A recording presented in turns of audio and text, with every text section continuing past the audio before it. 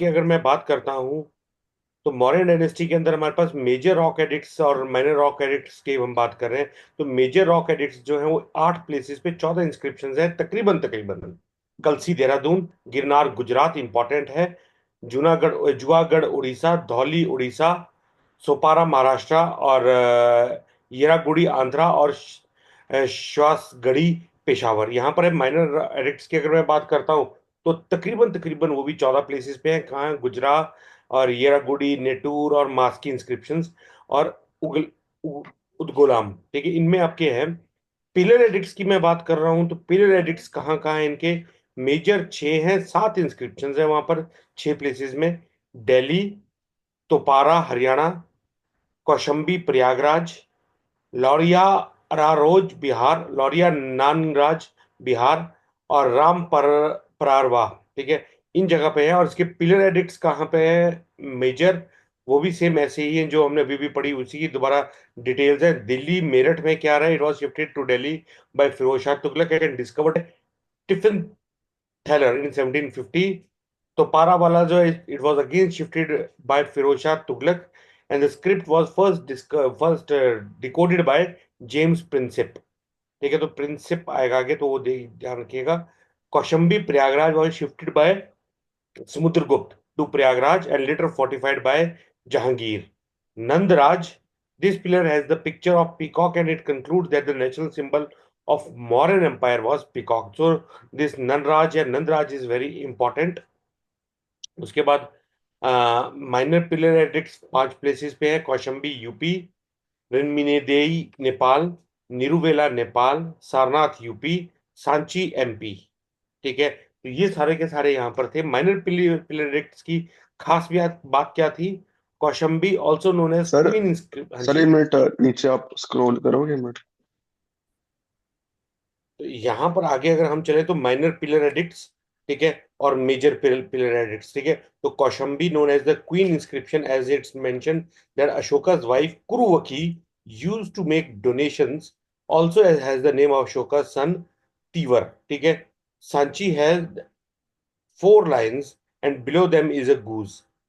नेपाल में ये जो है is known as inscription because it explains Ashoka levied 1/8 as a tax. तो कई बारी पेपर में भी आता है कि कौन सी इंस्क्रिप्शन है जिसमें टैक्सेशन की बात की है। Sarnath is also known as a Sarnath lion pillar. तो ये इंपॉर्टेंट है। माइनर पिलर एडिक्ट्स में जो ये सारनाथ है, यहाँ से नेशनल एम्बलम लिया गया है जिसमें तकरीबन तकरीबन 4 लाइंस हैं। ठीक है, the 4 lines in each direction, 4 head and 32 spokes हैं। ठीक है, तो कहीं ना कहीं ये स्पोक्स इसके 32 है। मिड में धर्म चक्र है, ये जो सेंटर में ये धर्म चक्र है। 24 spokes depicts 24 hours. Bottom lion bull, horse, elephant in a running posture. तो ये याद रखना नाम जो इसके होते हैं, the name is lion, bull, horse and elephant, running posture में होते हैं। उसके बाद आ जाओ केव इंस्क्रिप्शंस। केव्स भी हमारे पास कौन सी केव्स होती थी? By cutting caves. Ashoka and Dashrath made the caves. They also donated to the Ajivika sect। और जितने भी केव्स हैं, सारी के सारी caves they are located in Bihar. कौन सी केव्स है? सुदामा केव, कर्ण चौपाल, लोमेश ऋषि, विश्व झोंपड़ी। इसके अलावा ये बारबर हिल्स की केव्स हैं, नागार्जुन हिल की केव्स है, गोपिका केव और भ्याका केव्स और बदिक्का केव्स। ठीक है, अब इन केव्स की अगर आपको हल्की सी अगर शक्ल देखनी है तो कुछ कुछ ऐसे करके ये केव्स आती हैं। ठीक है, बार्बर हिल केव्स और नागार्जुन हिल केव्स। तो ये केव्स बनाई गई थी by during the time of Mauryans. Mauryans ने एक और चीज के ऊपर बहुत ज्यादा फोकस किया था। ये जरा बात मेरी ध्यान से सुनना। स्तूपास पे। अभी स्तूपास क्या होते थे उस टाइम पे? Stupas use to be a place जहां पर इनकी बुद्धा की कुछ रेलिक्स या बुद्धा की कोई भी चीज जब वहां पे दफना दिया जाती थी, उसको हम रेलिक्स कहते थे। तो इन रेलिक्स में क्या चीजें हुआ करती थी? इन रेलिक्स में हुआ करती थी मतलब could it be his clothes. ठीक है, उनके खाने का जो वो होता था बर्तन, वो हो सकता है। तो जहां पे भी वो चीजें दबाई गई हो उसको हम कहते हैं एज अ स्तूपा। इस स्तूपा के अंदर अगर हम देखें तो सबसे ऊपर जो आता है हमारे पास यहाँ पर, इसको हम कहते हैं एज अंडा। ठीक है, अंडे के ऊपर हम ये जो बीच में एक आपको दिख रहा है इसको हम कहते हैं डंडा। इसको मैं कर रहा हूँ, ठीक है। तो दिस इज अंडा, ये पूरा का पूरा अंडा है, ठीक है। अंडे के ऊपर यहां पर हमारे पास ये डंडा है, डंडे के ऊपर यहां पर हमारे पास ये हर्मिका है, हर्मिका के ऊपर हमारे पास छतरी है, छतरी के साथ कई बार यहाँ पर झंडा भी आता है। तो अगर इन शॉर्ट में इसको याद करने की टेक्निक से बताऊं, तो वी हैव अंडा, वी हैव डंडा, वी हैव झंडा, वी हैव छतरी, वी हैव हर्मिका, ठीक है। इसके चारों तरफ घूमने के लिए हमारे पास एक रास्ता होता है, उस रास्ते को हम कहते हैं जब प्रदक्षिणा पथ। तो यहाँ पर ये लोग घूमा करते थे, ठीक है, इसको हम कहते हैं जब प्रदक्षिणा पथ। प्रदक्षिणा पथ के बाद अगर मैं आगे देखूं, तो ये 4 कार्डिनल डायरेक्शन, 4 डायरेक्शंस में इसके दरवाजे हुआ करते थे। तो जो वो जो 4 डायरेक्शन में दरवाजे थे, उन दरवाजों को कहते थे एज अ तोरना, ठीक है। तो हमारे पास एक तोरना आ गया इसमें। अब तोरना आने के बाद यहाँ पे प्रदक्षिणा पथ आ गया, तोरना आ गया, और ये सारी चीजें आ गई। इसके बाद ये जो आपके तोरना है, ये रेलिंग है, इस रेलिंग को कहा जाता था एज अ वेदिका। तो अभी तक हमारे पास क्या क्या चीजें आ गई, अभी तक हमारे पास एक चीज आ गई एज अ अंडा, झंडा, डंडा, डंडा, हर्मिका, छतरी, छतरी। ये प्रदक्षिणा पथ। फिर हमारे पास ये तोरना, जो एक गेट से 4 डायरेक्शन में, इनको हम कहते हैं तोरना। बीच में जो है इसको हम कहते हैं एज अ मेधी। ये जो रेलिंग है, इस रेलिंग को हम कहते हैं एज अ वेदिका, वेदिका। ठीक है। इस रेलिंग को हम कहेंगे एज अ वेदिका। तो ये वेदिका है, और इसके ऊपर एक बुद्धा की अर्ली लाइफ की स्टोरीज लिखी जाती है। तो बुद्धा की जो अर्ली लाइफ की स्टोरीज हैं, उनको हम कहते हैं एज अ, उनका नाम आता है हमारे पास एज ए जातक स्टोरीज, ठीक है। तो बुद्धा की जो अर्ली लाइफ स्टोरीज हैं, उनको हम कहते हैं एज ए जातक स्टोरीज, समझ गए, ठीक है। इसके बाद आगे चलते हैं, तो बुद्धा के जो स्तूपास हैं, कंसेप्ट क्या है, जो हमने अभी भी समझा क्या। These were the places of worship of Buddhism. Relic 8 stupas are related to 8 parts of the Buddha's body. One is related to the utensils in which all parts were kept. ठीक है, 9 स्तूपास मेजर हैं, राजगिरी, वैशाली, कपिलावस्तु, अल्पक्कम, फिर Ramgram, wait दीप, पावा, कुशीनगर और पिपली one. ये कुछ important है, ठीक है। तो यहां पर हमारे पास ये भी चल रहा था। इसके साथ साथ मॉडर्न एडमिनिस्ट्रेशन में क्या था, मॉडर्न एडमिनिस्ट्रेशन में जो साम्राज्य था, उसका जो हेड था उसको सम्राट कहते थे। प्रांत उसके प्रोविंस या फिर स्टेट हुआ करते थे, उसका जो हेड था वो युवराज था। नगर जो थी वो सिटी थी, और उसके उसके अंदर मंडल हुआ करते थे 30। गोप तहसील थी, उसका जो हेड था वो गोप था। ग्राम, उसका जो हेड था उसका नाम था ग्रामीणी। सेंट्रल इनकी अथॉरिटी कैसी थी, सेंट्रल अथॉरिटी गवर्निंग होल साम्राज्य। सम्राट जो था ही वह जुडिशरी, एग्जीक्यूटिव, लेजिस्लेचर। तो सम्राट के पास ही हर चीज का हक हुआ करता था। सेंट्रल काउंसिल ऑफ मिनिस्टर्स हुआ करती थी, हेडेड बाय प्रधानमंत्री, ठीक है। इंपॉर्टेंट प्रधानमंत्री चाणक्य, विष्णुगुप्त, कौटिल्य, जो एक ही बंदा है, चंद्रगुप्त मौर्य एंड बिंदुसार, और उनका बेटा जो आगे आगे इसका कौटिल्य का, राधागुप्त अशोक का। तो चाणक्य किसका था, चंद्रगुप्त मौर्य का, और बिंदुसार का, अशोक का जो था वो था राधागुप्त। मॉडर्न एडमिनिस्ट्रेशन किस हिसाब से था, जो हमने बात की थी स्पाई की, कि ये मानते थे कि girls are the best spice. तो ये 2 टाइप की स्पाइस थी, एक थी संस्था, यानी spice based on the fix location, दूसरी थी संचार, जहां पे वो एक दूसरे मूव करते रहे। नॉर्मल स्पाइस गुड़ा होती थी, रक्षित हेड ऑफ द पुलिस होता था, दरोगा जिसको कहते थे।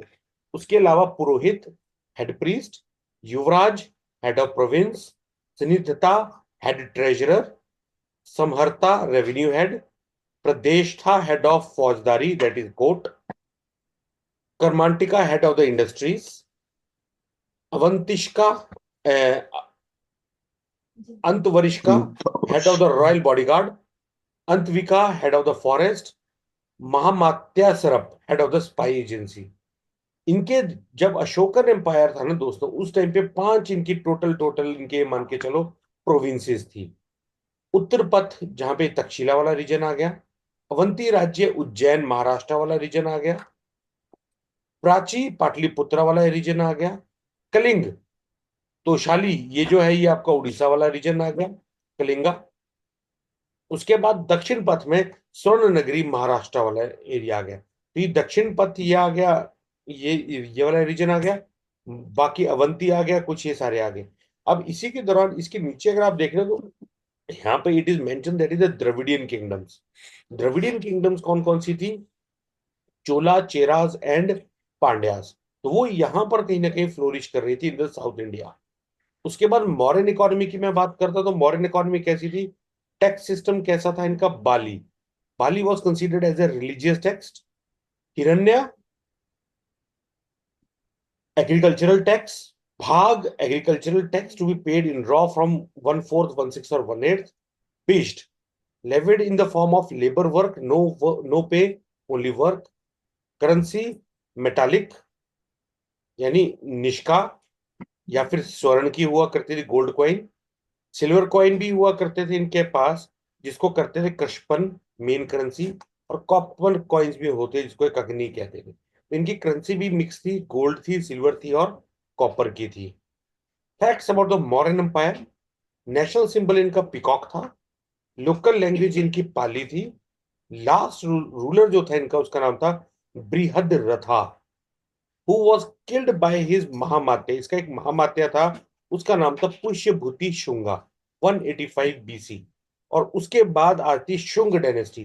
तो हमारे पास सीक्वेंस क्या बना? हर शिशु ने मौर्य को शूद्र कहा।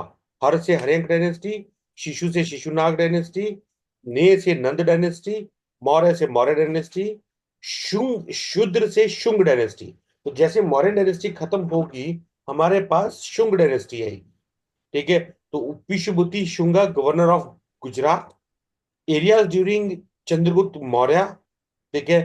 पुष्यभूति में इसका who constructed Sudarshan lake in the Girnar. ठीक है, ये गिरनार की ये जो है ये आई।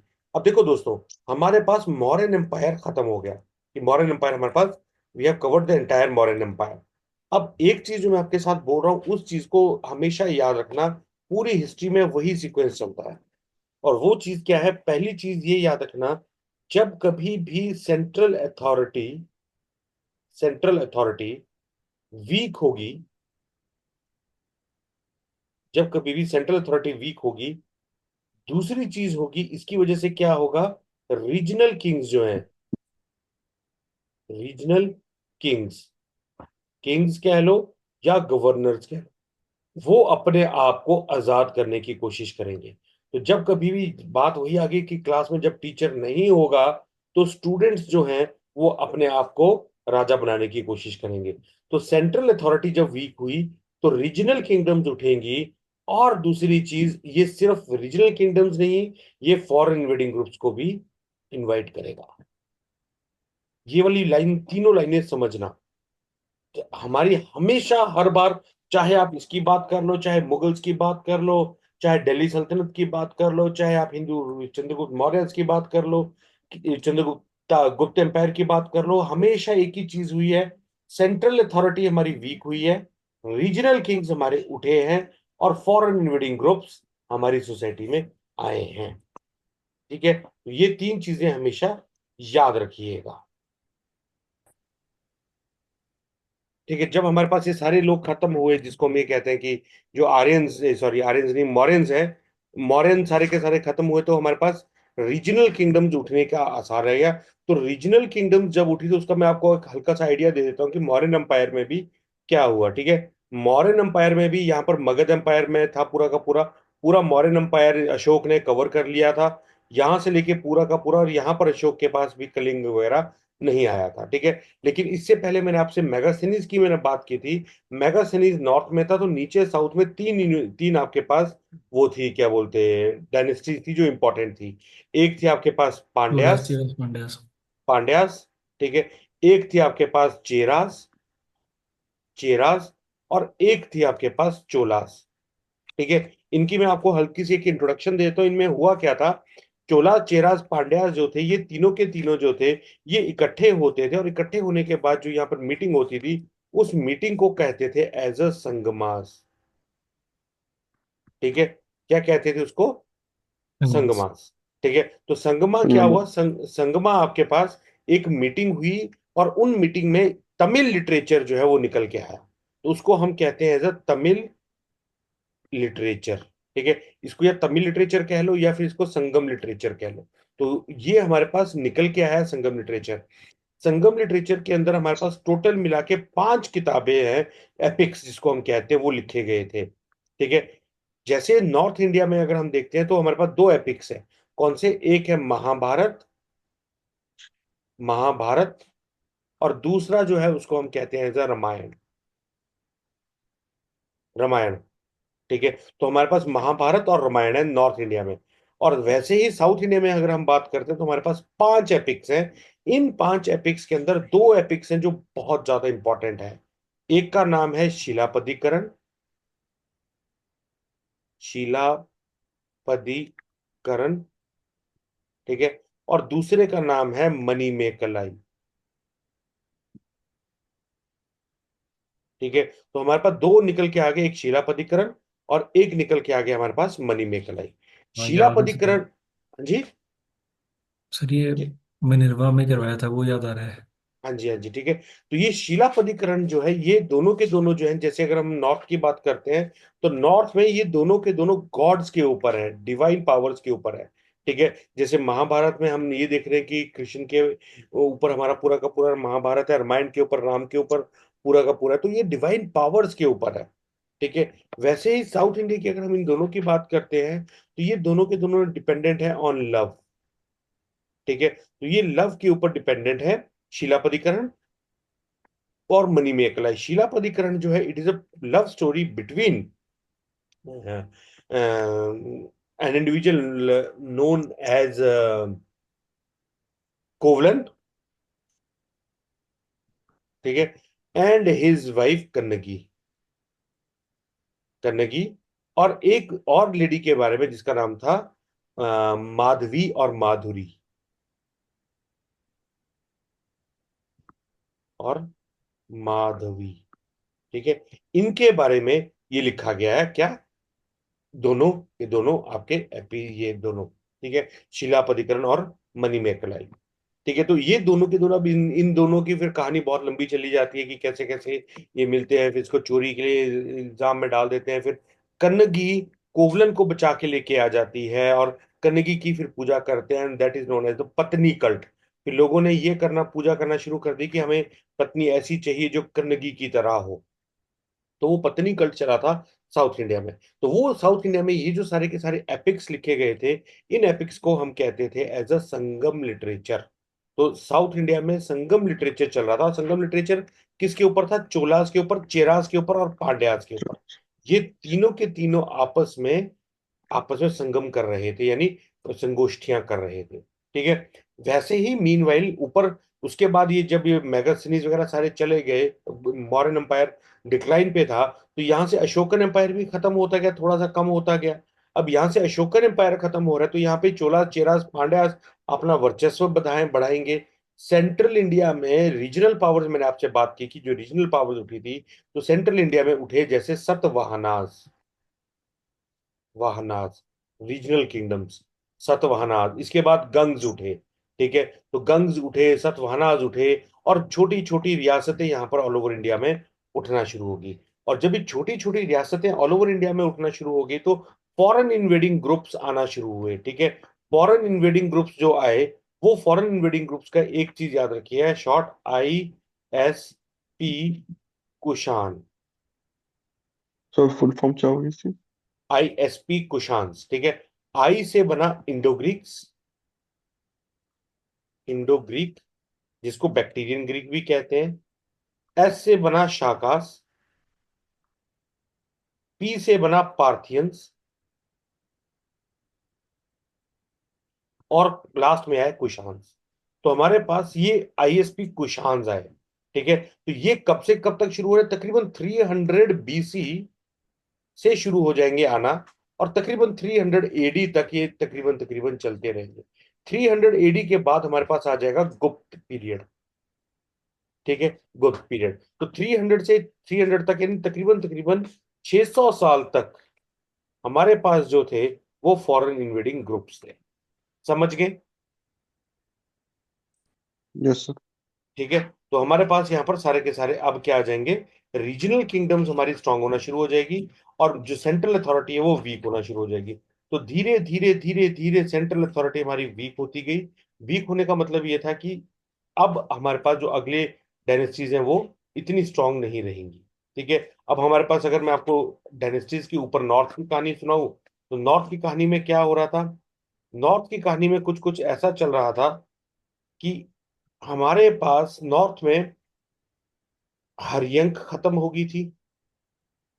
हर्यंक शिशु नाग डायनेस्टी खत्म हो गई थी।